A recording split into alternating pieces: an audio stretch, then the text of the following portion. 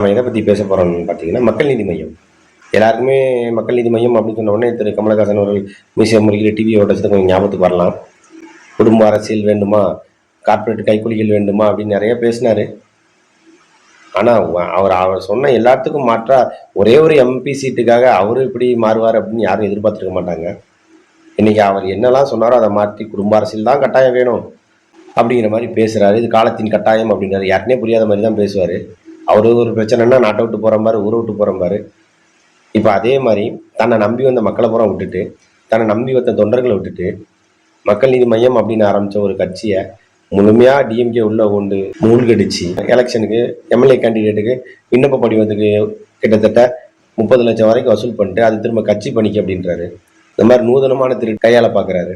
கட்சி பணிக்கு அப்படின்னு சொல்லி சொல்றாரு. திரும்ப அதே பணத்தை திரும்ப கொடுக்குறேன்றாரு. அவர் என்னதான் சொல்ல வராரு, எங்க இருக்கிறாரு அப்படிங்கிறது இப்போ மக்கள் தான் தேடி கண்டுபிடிக்கணும். நன்றி, வணக்கம்.